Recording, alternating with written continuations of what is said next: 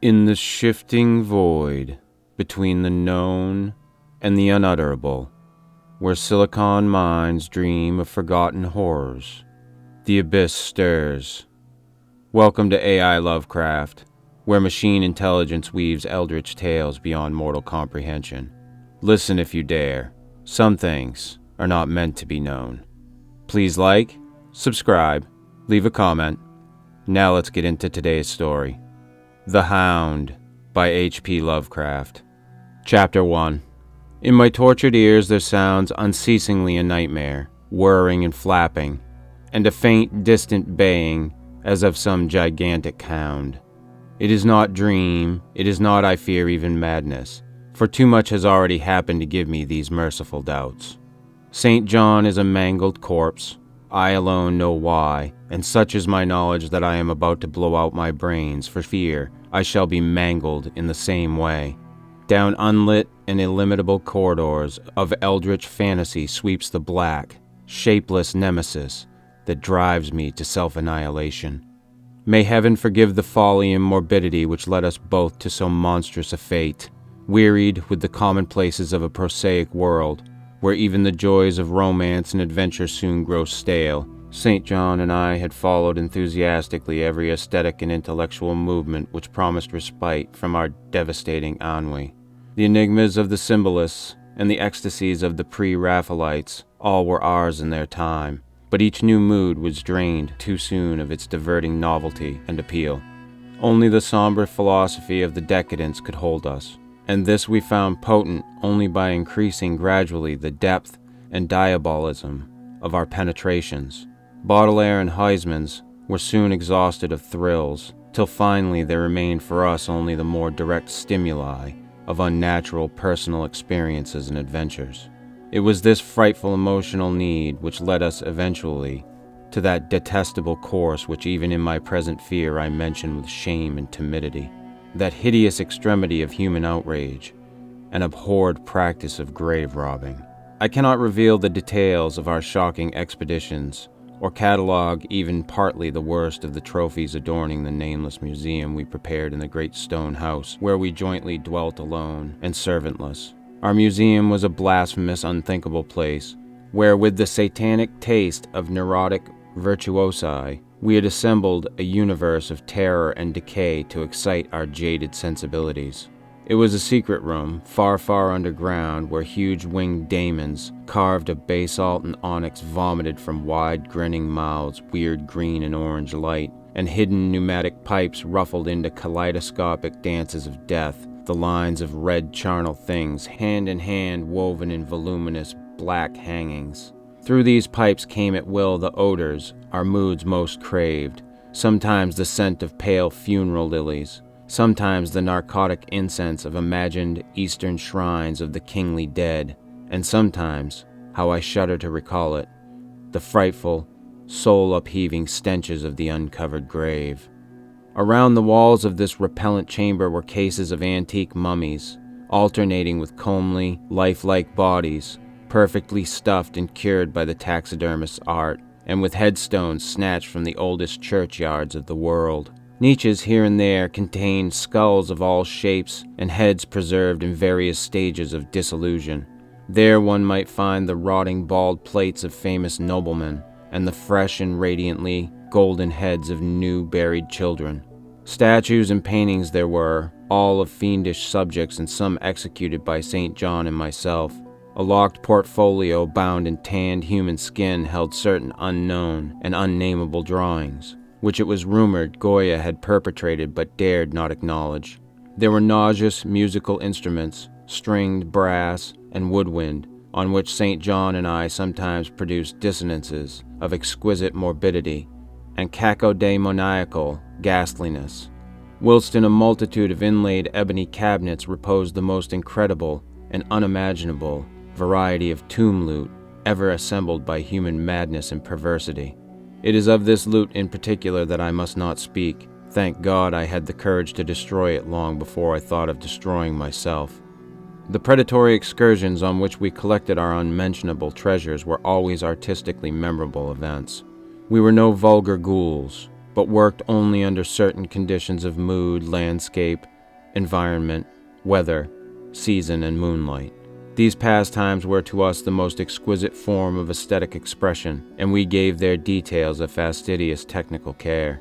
An inappropriate hour, a jarring lighting effect, or a clumsy manipulation of the damp sod would almost totally destroy us, that ecstatic titillation which followed the exhumation of some ominous, grinning secret of the earth. Our quest for novel scenes and piquant conditions was feverish and insatiate. St. John was always the leader, and he it was who led the way at last to that mocking, that accursed spot which brought us our hideous and inevitable doom. By what malign fatality were we lured to that terrible Holland churchyard? I think it was the dark rumor and legendary, the tales of one buried for 5 centuries, who had himself been a ghoul in his time, and had stolen a potent thing from a mighty sepulchre.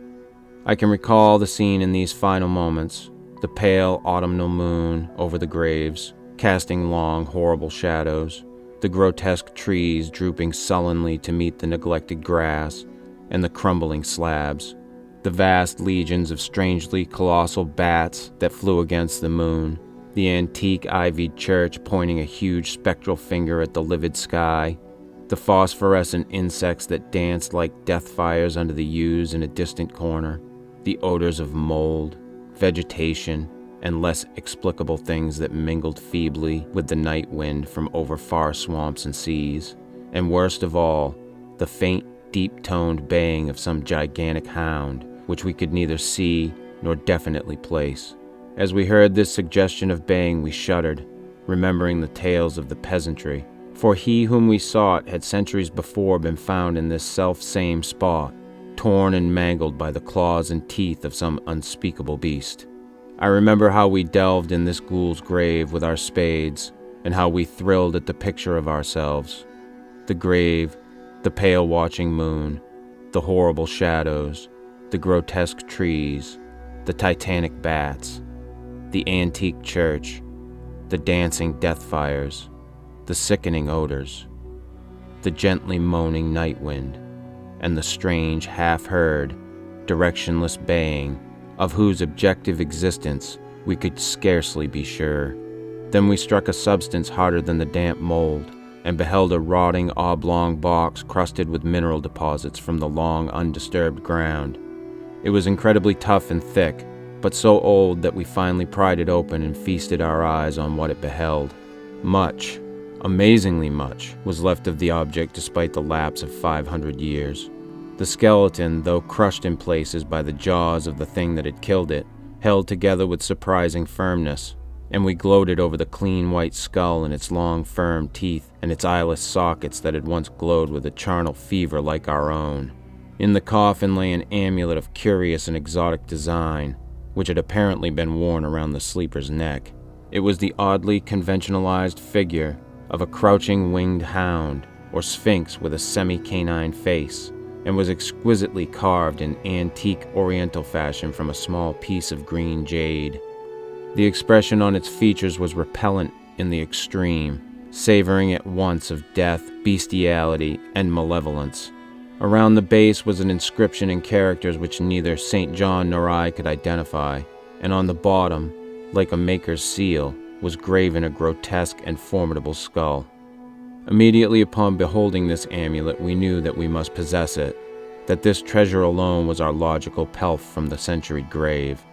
Even had its outlines been unfamiliar, we would have desired it, but as we looked more closely, we saw that it was not wholly unfamiliar. Alien it indeed was to all art and literature, which sane and balanced readers know, but we recognized it as the thing hinted of in the forbidden Necronomicon of the mad Arab Abdul al-Zared, the ghastly soul symbol of the corpse-eating cult of inaccessible Lang in Central Asia.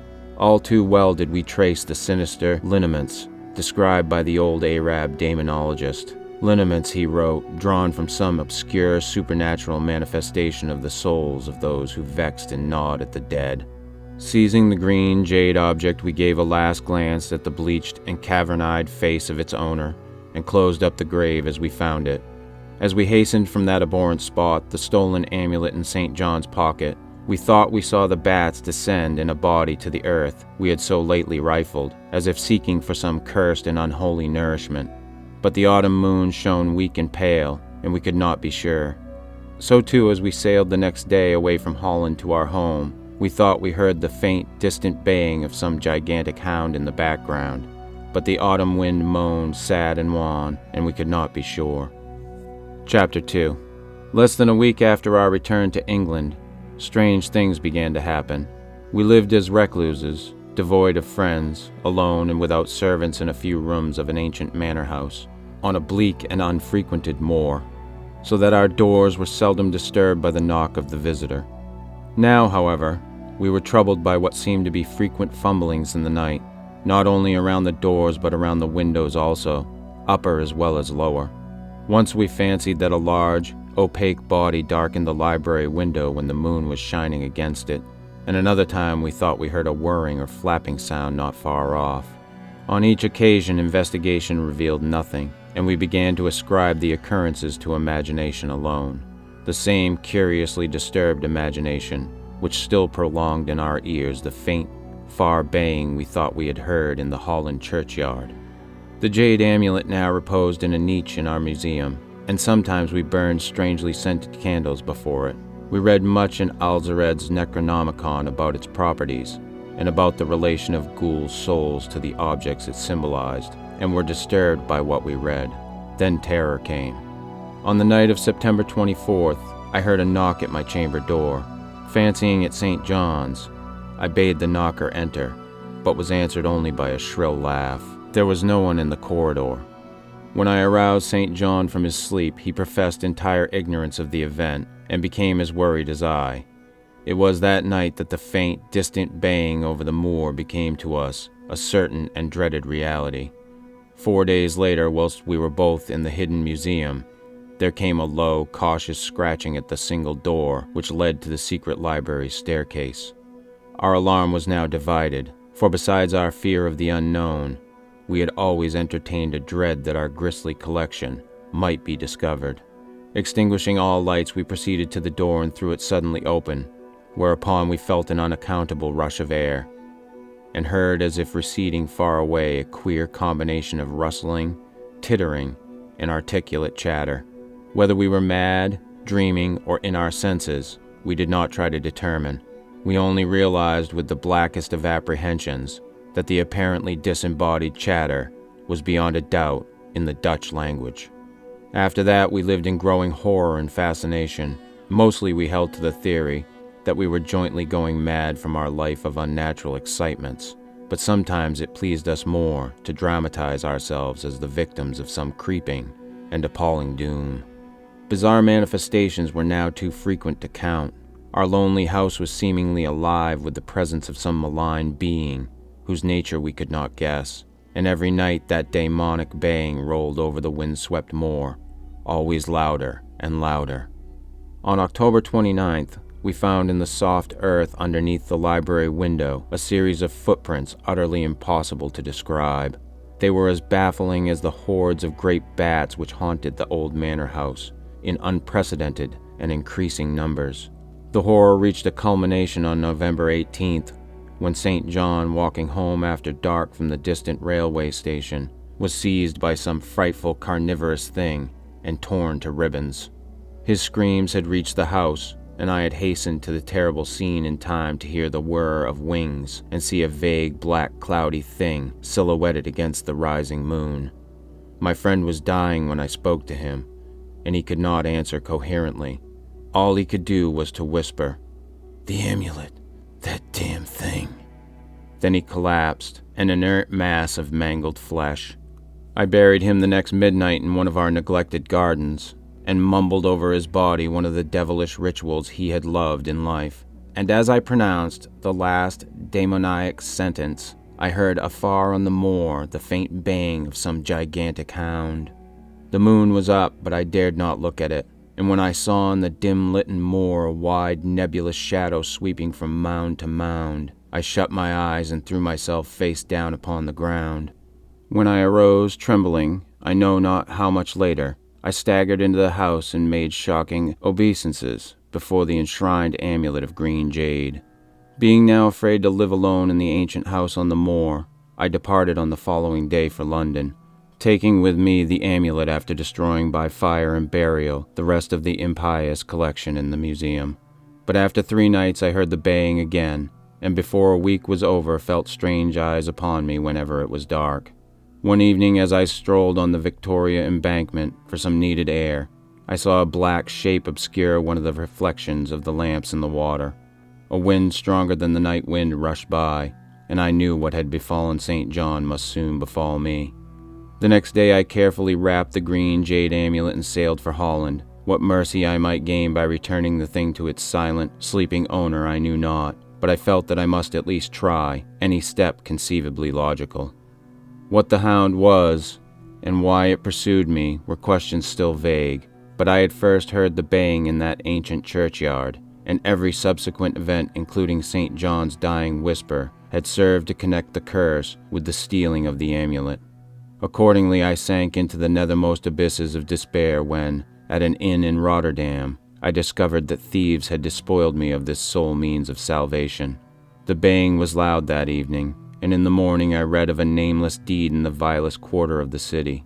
The rabble were in terror, for upon an evil tenement had fallen a red death beyond the foulest previous crime of the neighborhood.